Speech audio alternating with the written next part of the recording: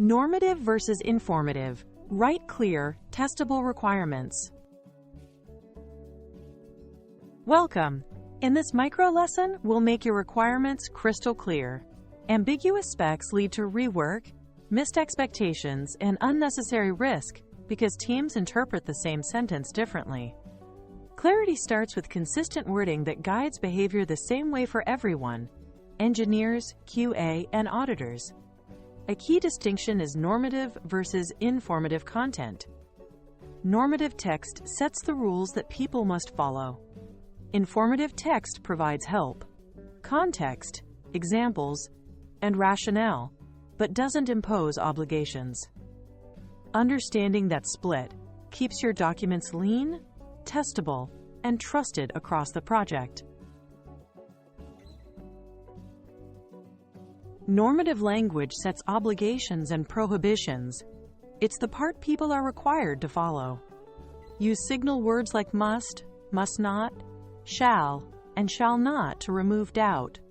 For example, the API must return a 401 for invalid tokens. Or, user passwords shall not be stored in plain text. These statements create testable and auditable criteria. A tester can verify them, and an auditor can confirm compliance. If a clause needs to drive behavior and support pass/fail decisions, write it as a clear, normative requirement. Informative language provides context, examples, or rationale so people understand the why and how, but it does not mandate behavior. Use words like may, can, for example, and note to signal guidance. For instance, note, caching can improve response time in read-heavy scenarios. Or, for example, teams may use a feature flag to roll out gradually. These clarify intent, but they are not binding and cannot be used to pass or fail a requirement. Keep informative text separate from the rules to avoid confusion during reviews and testing. Pick signal words that match your intent. For required behavior, prefer must or shall so nobody can debate priority. For a strong recommendation where exceptions exist, use should and explain when deviations are acceptable. Reserve may for true options only, if the team can freely choose to do it or not, without affecting compliance. Example: logs must be retained for 90 days. Encryption should be enabled for internal traffic, and clients may retry once on timeout.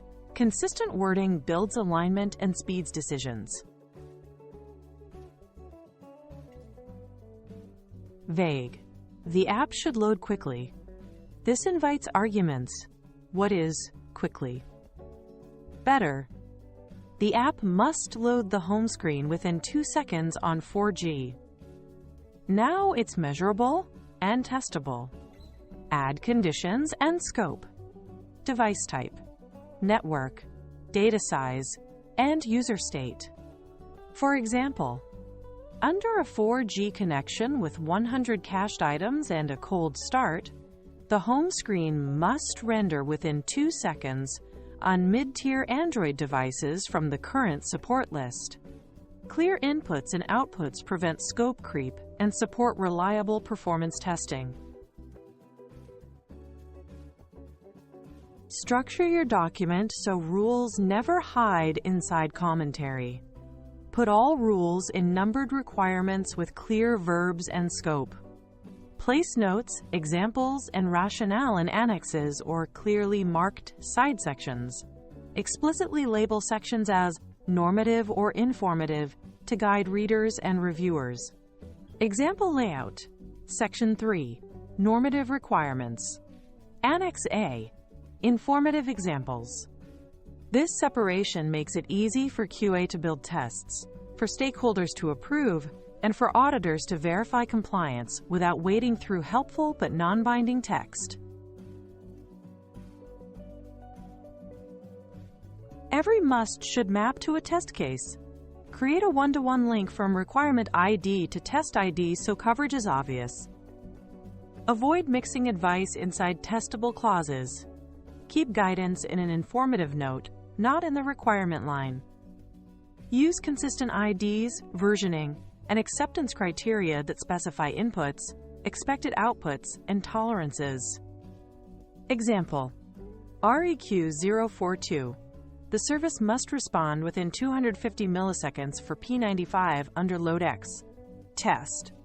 T042 validates P95 latency under the defined load. Traceability reduces gaps and accelerates sign-off.